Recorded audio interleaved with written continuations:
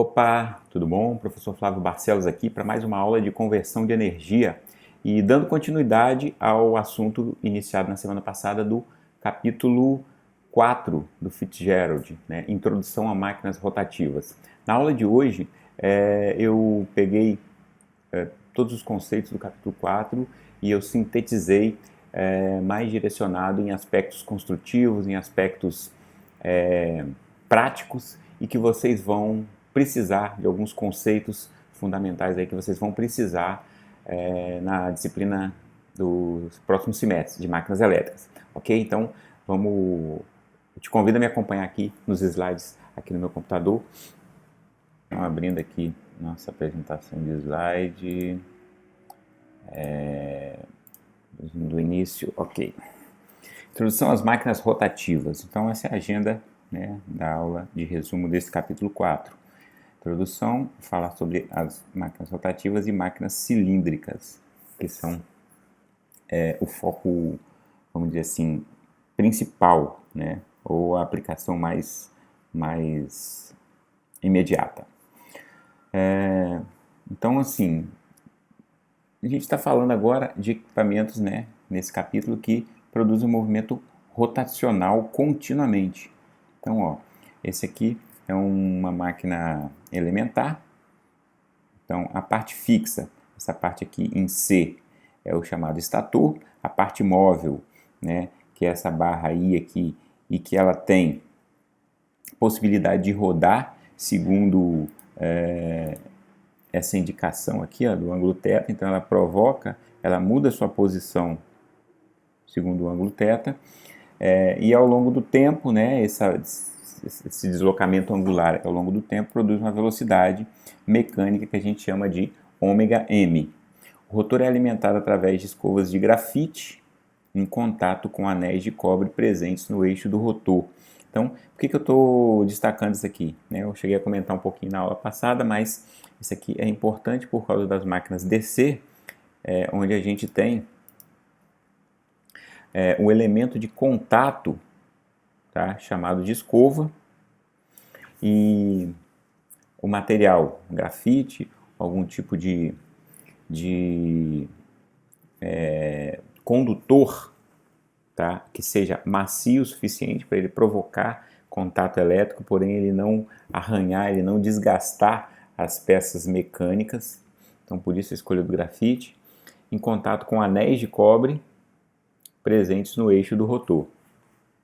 Nessa figura aqui não está ilustrado esse mecanismo, mecanismo de contato aí, móvel, mas o objetivo é você transportar, você fazer uma conexão elétrica de uma fonte externa, e aí ela tem que ter os seus polos, né, ligados a fios aí fixos, e você tem que transmitir isso, fazer contato com um elemento que esteja girando, ok? Seguindo aí então, numa máquina rotativa, né, considerando que o sistema seja estático e que não haja saída de energia mecânica, sendo a corrente S e a corrente IR, né, as correntes respectivas no estator e no rotor, podemos calcular a energia armazenada no campo magnético através da expressão. A energia, né, ou cada incremento de energia, incremento infinitesimal de energia, a derivada da energia é a potência. Então, se a gente multiplicar E vezes I em cada um dos circuitos aqui, então eu tenho um circuito no estator, que vai ter uma determinada potência, e ao longo do tempo isso é uma energia, e eu tenho um circuito aqui no rotor, IR, e a tensão ER também. Isso aí também está processando uma certa potência que, ao longo do tempo, corresponde a uma energia. Então, a energia nos circuitos do estator e no circuito do rotor, né, ela vai ser a soma do produto da tensão vezes a corrente no estator, ao longo do tempo, e do produto da tensão vezes a corrente no rotor ao longo do tempo. dt, a gente sabe que a tensão, né, a tensão dt é a mesma coisa que a variação do fluxo concatenado. Né? Isso aí é a lei de Faraday. A tensão é produzida pela variação do fluxo ao longo do tempo. Então, se a gente pegar aqui e substituir dt por dλ, que é, né, o fluxo em uma única espira. Se eu tenho várias espiras, eu tenho n espiras, eu tenho o chamado fluxo concatenado. Beleza, então eu tenho essa expressão aqui, ó, corrente em cada um dos circuitos, estator e rotor,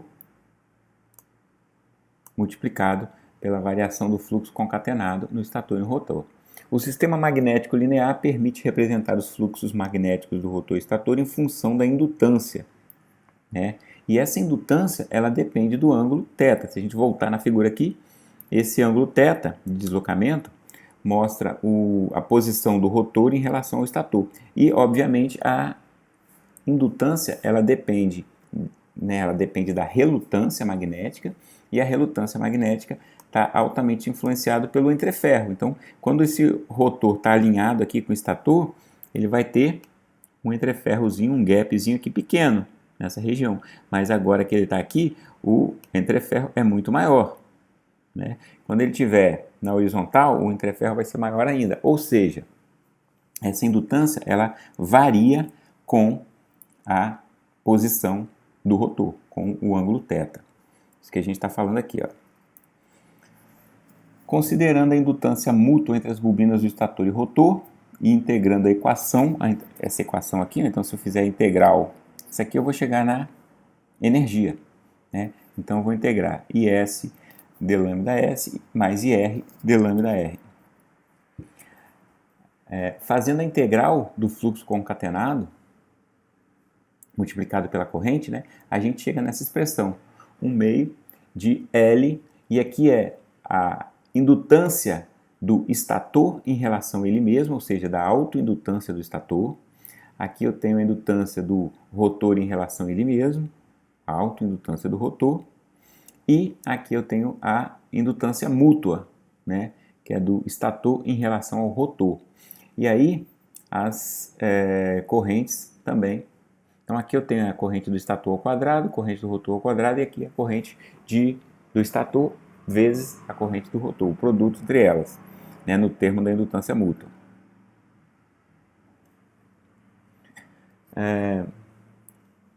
O torque em um sistema rotativo é dado pela derivada parcial da energia no campo, né, parcial em relação à corrente e em relação ao ângulo. E esse torque aqui é calculado em relação ao ângulo. Então, pegando a minha fórmula lá da energia, 1/2 de IS de lambda indutância, né, autoindutância do estator, 1/2 do IR ao quadrado, autoindutância do rotor, mais o produto das correntes, vezes a derivada da indutância mútua, todas em relação a θ. Aqui é a nossa figura. Esse resultado aqui, ó, ele fala o seguinte: os dois primeiros termos da equação representam o torque produzido na máquina devido à variação da autoindutância com o movimento do rotor. Então, para cada posição de θ, como é que a minha autoindutância vai variar? A autoindutância do estator, como é que a autoindutância do rotor ela vai variar? Torque de relutância ou conjugado de relutância. Isso aí é o conceito e é o nome que é dado a esse torque dos dois primeiros termos, é o torque de relutância. O último termo representa o torque na máquina devido à variação da indutância mútua entre as bobinas do rotor e estator. Então, a gente tem aqui o torque de relutância, que são esses dois termos, e o torque da variação da indutância mútua. Aqui, ó, eu tenho o gráfico do torque produzido, né, pela variação da indutância mútua, o torque produzido pela relutância, pelo torque de relutância, e a soma desses termos aí me produz o torque total. Tá? Então, aqui a gente tem um exercício que propõe. Na verdade, o exercício vai ficar para que vocês estudem, tá? Para que vocês raciocinem e reflitam, e a gente volta num próximo vídeo focando só numa aula de exemplos e exercícios. Então, ele já tem a solução aqui, mas eu quero que vocês reflitam em cima dessa solução apresentada aí. Tá, e aí eu prossigo aqui com o conceito de máquinas cilíndricas,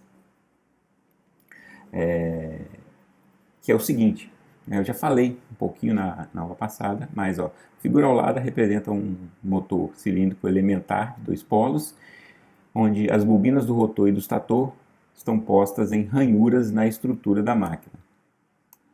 Então ele é cilíndrico porque ele tem um entreferro praticamente constante, igual aqui ao longo de toda a circunferência. Então essa parte aqui, né, a separação entre o estator e o rotor, ela é mantida constante.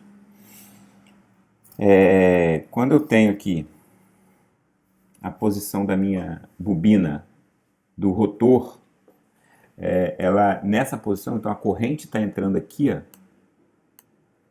Então no meu rotor eu estou chamando de R e menos R. Então a corrente está entrando aqui no menos R, esse símbolo aqui da cruz, ela dá a volta lá por trás, né, da tela e sai nesse símbolo do ponto aqui. Dessa forma, a gente, aplicando a regra da mão direita, você identifica que as suas linhas de fluxo estão sendo produzidas assim. Então a gente diz que o eixo do campo magnético do rotor, ele está nessa direção aqui, ó. Ok? Por outro lado, o estator, e lembra que esse rotor aqui ele está em movimento, né? Esse rotor aqui ele está segundo o movimento ômega I, ômega M. Esse estator, ele está parado, por sua vez ele está parado. Então, se o S aqui de estator, né, considerando aqui uma das bobinas, ela está saindo aqui da tela e entrando aqui, dando a volta aqui, né? Saindo e entrando. Então, por sua vez, o campo produzido pela bobina do estator, ele tem uma orientação no sentido aqui, indicado aqui também por esse eixo, o eixo do estator. Certo? E aí, o ângulo entre o eixo do estator e o eixo do rotor, ele é chamado de θ, é o nosso ângulo θ. E o ângulo θ, ele é uma função da velocidade de giro desse rotor. Esse mzinho aqui é de mecânico, né? A gente já comentou sobre isso, velocidade mecânica, ômega m, vezes t, mais um ângulo delta aqui inicial, que é, né, considerando que essa velocidade aqui ela seja constante, e então ao longo do tempo, um θ, que é um ângulo inicial, eu tenho a posição instantânea aí, a cada momento aí do meu rotor em relação ao estator. Aqui a gente está afirmando também o seguinte: as bobinas do rotor e estator são postas em ranhuras na estrutura da máquina, elas são montadas, embutidas na estrutura da máquina. Então a gente tem aqui, isso aqui é um corte, né, transversal, uma seção transversal, e então aqui essa parte aqui de cima é o material magnético, né, o pacote magnético do estator, e aí embutido nele eu tenho as ranhuras onde eu insiro, eu deixo embutido aí as minhas bobinas do estator. A mesma coisa no rotor. O rotor também é um outro pacote magnético, né, composto de material ferromagnético, maciço, e aí eu deixo embutido nele as bobinas, os fios, os condutores que formam as bobinas do rotor. Aí a gente tem então uma figura que ilustra isso, duas figuras que ilustram isso, uma figura para o estator e uma figura para o rotor. Então observe que aqui a gente tem algumas peças interessantes. Cada um desses fios aqui, onde eu vou marcar aqui, vou desenhar aqui em vermelho, eles estão embutidos e atravessando aqui por dentro desse pacote magnético, atravessando aqui por dentro e retorna aqui. Então isso aqui forma uma espira. Aí eu tenho uma outra espira aqui montada, se você observar aí, vai ver uma outra espira aqui, volta por aqui, deve estar mais ou menos por aqui assim. E aí eu tenho uma outra, começando aqui, que veio para cá. Enfim, a gente tem então um alinhamento dessas espiras, tá, de forma distribuída aqui ao longo da circunferência. Tá? Então isso aí, essa forma de enrolamento, né, isso aí vai ser discutido também na disciplina de máquinas elétricas, são enrolamentos distribuídos ou concentrados. E cada deslocamento aqui, né, de uma bobina em relação a outra, cada posicionamento de uma bobina em relacionamento aqui é chamado de passo. Tá? Então, ok, tem esse estator. Outra coisa a se observar aqui interessante é o seguinte, veja bem que ele é feito de lâminas, né? Então ele tem uma lâminazinha aqui bem fininha e ela é empilhada na lâmina de baixo, se você observar, ou se puder até depois dar um zoom aí na figura, ela é um pacote de lâminas da mesma forma que o transformador. Então tem um monte de lâmina aqui, uma em cima da outra, igual foi a construção do transformador, certo? Então, a gente tem isso aqui. Aí aqui tem essas ranhuras para montagem desse pacote do estator aqui na carcaça externa. E outra coisa é o seguinte, tá vendo esses detalhes aqui branquinhos aqui, ó, que em cada, aonde a espira entra no núcleo, né? Na parte magnética, entra propriamente na parte maciça do estator. Então isso aqui é uma proteção isolante, pode ser de papel, pode ser de plástico, pode ser de PVC, de algum material que dê uma rigidez mecânica, proteja essas bobinas, porque essas bobinas têm um isolamento, mas esse isolamento das bobinas ele é muito frágil, ele é apenas um verniz, né, uma pintura. E essas bobinas, elas se mexem, elas estão sujeitas à ação de forças aqui, então elas vibram, elas têm pequenas movimentações, então elas não poderiam ficar diretamente montadas aqui nessas quinas da parte metálica, porque senão elas iriam, com movimentação, com a vibração, elas iriam fechar curto, desgastar o verniz isolante. Então elas têm essa proteçãozinha aqui, assim, é uma espécie de uma capa para protegê-las no momento que elas vibrarem, que elas se movimentarem. Já falando agora aqui um pouquinho do rotor, o rotor ele tem também uma montagem semelhante, então aqui está as espiras, tá? As bobinas, elas estão montadas aqui, então elas estão meio que em diagonal, meio deitadas aqui, ó. Elas estão embutidas, tá? De forma a formar um pacote aproximadamente cilíndrico aqui, ok? Então, a peça do rotor que vai dentro do estator é essa peça aqui, ó, essa peça aqui, esse cilindro um pouco maior. A gente está vendo aqui na ponta um outro cilindro formado principalmente, né, em destaque aqui, ó, 3 anéis. 3 anéis aqui. Esses anéis são anéis de cobre e esses anéis que permitem o contato com escovas de grafite. Então imagina que eu tenho aqui uma peça cilíndrica em contato com essa peça, esse rotor está rodando, então esses anéis estão rodando, estão girando, e eu tenho uma peça de grafite em contato aqui de tal forma que eu possa injetar ou retirar corrente desse rotor.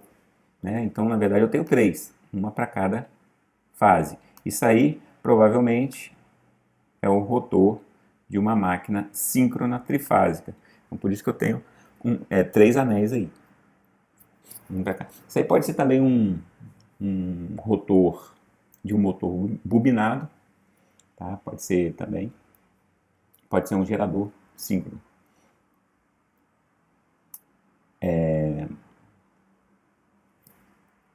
Seguindo aqui, né, a construção das nossas máquinas cilíndricas, né, rotores desse tipo, ou esquematicamente desse tipo aqui, onde o meu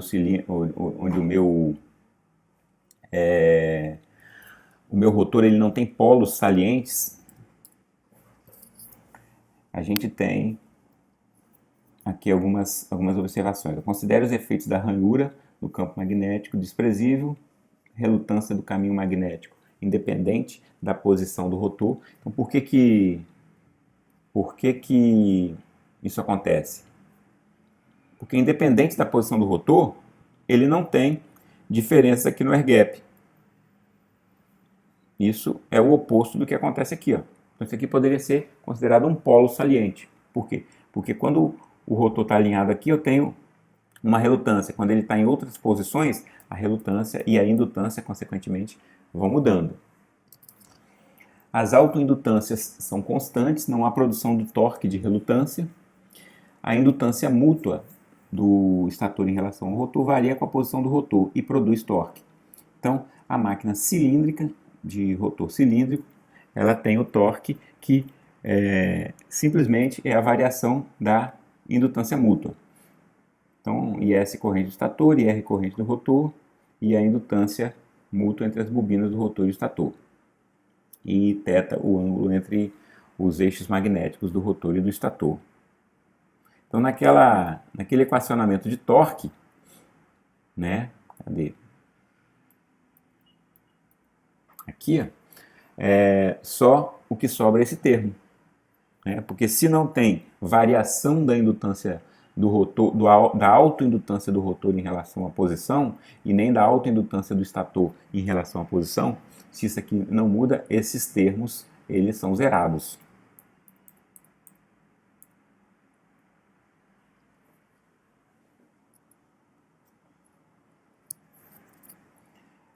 No caso, essa indutância mútua, ela pode ser escrita como um M, né, que é o valor de pico da indutância, o valor máximo da indutância, cosseno de θ.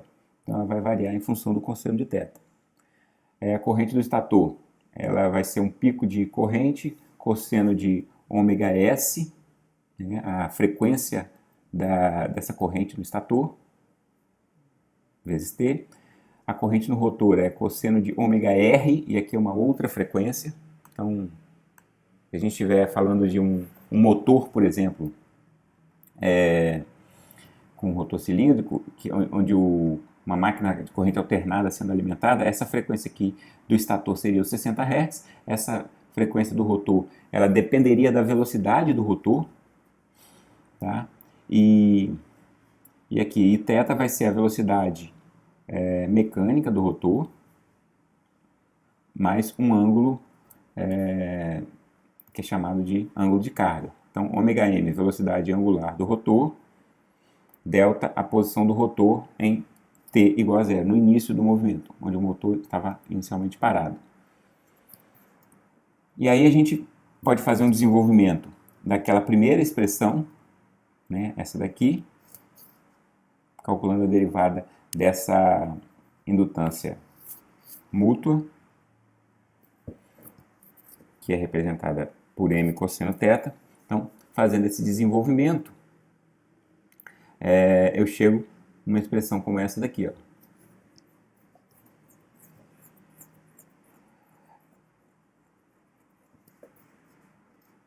Então, a gente tem alguns termos de destaque, né? Temos aqui alguns termos que a gente pode destacar. Então, assim, ó, seno de ômega m mais ômega s mais ômega r vezes T, mais o ângulo de carga, mais um ângulo alfa. E aqui, ó, ômega m menos ômega s mais ômega r mais delta menos alfa. Aqui tem uma troca de sinal, mais ômega s menos ômega r. Aqui uma outra troca de sinal, menos ômega s menos ômega r. E também trocas de sinal aqui no alfa. Então, todos esses termos aqui estão se somando, né? Isso aqui está uma soma grande. E a gente vai analisar o que acontece para situações específicas. Então, olha só, o torque é não nulo, ou seja, o torque ele só vai ser diferente de zero se o módulo da velocidade mecânica for igual ao módulo da soma da frequência, né? Velocidade de rotação é frequência. A frequência mecânica foi igual à soma do módulo da frequência do estator mais ou menos a frequência do rotor. Frequência angular do estator mais a frequência angular do rotor. E aqui a gente está falando de frequência elétrica, né? Então, frequência das correntes de estator e do rotor. Ou seja, a máquina desenvolve torque se girar em ambas as direções numa velocidade igual à soma ou à diferença das velocidades angulares do rotor e estator. O que quer dizer isso aqui? Se a máquina desenvolver uma velocidade mecânica que seja igual à soma das frequências elétricas do estator mais ou menos o rotor, ela vai desenvolver torque. Se não, ela não produz nenhum tipo de força contínua. Ela produz forças instantâneas, pulsantes, mas nenhum tipo de força contínua. Então, alguns casos são analisados aí. Considere os seguintes casos. Então, se a velocidade angular, se a frequência elétrica angular do rotor for zero, se o alfa for zero e se a velocidade, a frequência de rotação mecânica ou a velocidade mecânica de giro for igual à frequência elétrica do estator, a gente tem a situação. Se a frequência elétrica do rotor é zero, significa que a corrente no rotor é contínua. A máquina gira na velocidade síncrona, ou seja, a frequência de giro mecânico é igual à frequência elétrica da corrente injetada no rotor. Significa que se eu estou injetando, por exemplo, se eu estou alimentando, no rotor não, no estator, né, o Szinho de estator aqui, significa que se eu estou injetando, se eu estou alimentando esse motor, por exemplo, com 60 Hz, eu tenho que ter uma frequência mecânica aqui que seja a chamada velocidade síncrona. Seja velocidade síncrona. Essa velocidade síncrona é uma velocidade de giro proporcional a esses 60 Hz. Proporcional através de que fator, de que razão? Do fator, razão chamado número de polos. Então, em função do número de polos, a gente tem uma velocidade específica, fixa, que esse motor vai girar e vai produzir torque. E ele só produz torque nessa velocidade específica. Se o torque instantâneo é pulsante, então a gente tem torques pulsantes instantaneamente, só que eles se opõem, por isso que eles não produzem um torque médio. O torque médio resultante, ele vai ser a corrente de estator máxima, vezes a corrente de rotor, vezes a indutância mútua, lembra? O Mzinho aqui é o valor máximo da indutância mútua, dividido por 2, vezes o seno do ângulo delta. Esse ângulo delta é o chamado ângulo de carga. A máquina desenvolve torque e conversão contínua de energia quando alcança a velocidade síncrona. Então, ela vai ter produção de torque de forma média e contínua quando ela estiver na velocidade síncrona. Então, por exemplo, um motor cuja velocidade síncrona é 1.800 RPM, quando ele parte abaixo de 1.800 RPM, ele ainda não produz força, ele precisa de que uma outra máquina o reboque. Então, quando ele está sendo levado até os 1.800 RPM por uma outra máquina, e nesse momento, quando ele alcança 1.800 RPM, ele passa a produzir força e aí ele vira realmente um motor. Essa é a máquina síncrona. Aspectos construtivos aqui. Normalmente o rotor é alimentado com uma fonte de corrente contínua e o estator com uma fonte de corrente alternada. Por isso que a gente identificou esse caso aqui. Ó. A frequência elétrica do rotor é zero. Torque nulo quando sua velocidade é nula, ou seja, quando ele está parado, logo não é capaz de partir por si mesma. E ele nem consegue partir e nem consegue produzir torque em baixas velocidades, até que ele alcance a velocidade 5. Por isso que eu falei, ele não é capaz de partir por si mesmo, ele tem que ser arrastado, ele tem que ser rebocado por uma outra máquina. Com uma bobina no estator, torque pulsante, vibração, flutuação de velocidade, ruído e perda de energia. Então, esse estator ele deve ser construído com várias bobinas distribuídas ao longo da sua circunferência, para evitar todos esses problemas aqui. Máquinas síncronas de maior potência são polifásicas, né, eliminando esse torque pulsante. Então, uma única bobina ou uma única fase, ele teria apenas a produção de pulsos de torque, né? Quando você vai colocando mais fases, então daí o termo polifásica, né? Então você passa a não ter máquinas síncronas do tipo monofásico, você vai ter máquinas síncronas trifásicas ou mais, né? Trifásicas, hexafásica, 12 fases, esse tipo de configuração.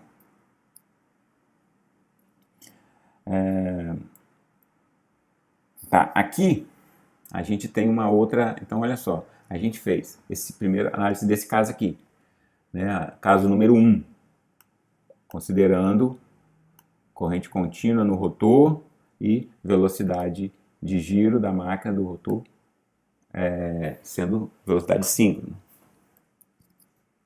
Agora, caso 2, a velocidade de giro do rotor mecânica é igual à velocidade do estator, da frequência do estator, menos a frequência elétrica do estator. Nesse caso aqui, ambas as correntes são alternadas, as correntes no rotor e estator apresentam frequências diferentes, o torque instantâneo é pulsante, então eu tenho torque ainda pulsante também, porém o torque médio ele tem essa característica aqui. É função da nossa indutância do estator máximo, a autoindutância do rotor máximo, vezes a indutância mútua dividido por 4, vezes seno de alfa mais delta. Essa máquina é conhecida como máquina assíncrona, tá? De tal forma que a velocidade de giro dessa máquina, a velocidade mecânica, ela é diferente da frequência do estator e diferente da frequência do rotor. Então eu tenho um estator e um rotor com frequências alternadas, diferentes, e diferente e nem proporcional à velocidade mecânica de giro dessa máquina. Então essa máquina assíncrona, ela tem essas características. O estator alimentado com fonte alternada, induzindo uma tensão alternada. Isso aí vocês vão estudar no próximo semestre, né? Uma máquina que induz uma tensão no rotor. O rotor não é alimentado, ele é induzido. O motor assíncrono monofásico não consegue partir por si mesmo, ele tem torque nulo quando a velocidade do rotor é nula e ele precisa então de algum auxílio. Por isso que os motores monofásicos, eles têm que ter algum tipo de partida, capacitor de partida, por exemplo, né? Então, um motor monofásico de ventilador, de teto, ou de algum motor também de pequeno porte, de um compressor de ar-condicionado, compressor de geladeira, eles têm um capacitor acoplado a eles para ajudá-los a partir. A máquina produz torque quando a velocidade mecânica dela for igual à diferença das frequências da velocidade de giro do estator e do rotor. Ou seja, fora da velocidade síncrona. Fora da velocidade síncrona. Né? Eu tenho que ter alguma velocidade aqui. Ó. Se isso aqui for zero, Aí eu caio no caso da velocidade síncrona. Então, não é o caso. Torque pulsante é evitado utilizando máquinas polifásicas. Então, a máquina monofásica, ela tem o torque pulsante e ela precisa de um capacitor de partida.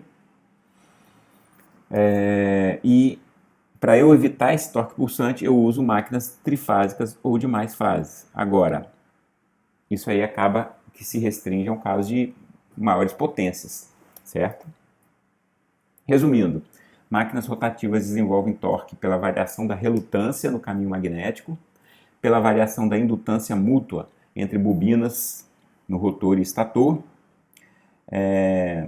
Então, ou ela tem duas formas de produzir torque, ou pela variação de relutância no caminho magnético, que é a questão dos polos salientes, ou pela variação da indutância mútua entre as bobinas do rotor e do estator, que é o caso das máquinas de rotor cilíndrico, né, devido à posição dessas bobinas. Máquinas de relutância são simples de construir, mas produzem pouco torque. Máquinas cilíndricas fornecem mais torque a um custo de fabricação maior. A maior parte das máquinas elétricas usadas na indústria são do tipo cilíndrico, né? Porque principalmente se elas forem de maior torque. Ok? Beleza, então é isso daí.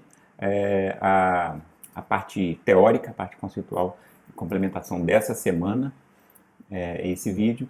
E fiquem atentos, né, como eu sempre digo, fiquem atentos aos prazos de entrega das atividades, a atividade da semana. E aí a gente se vê na segunda-feira na nossa aula ao vivo, na nossa aula síncrona, beleza? Um abraço aí e até a próxima. Tchau!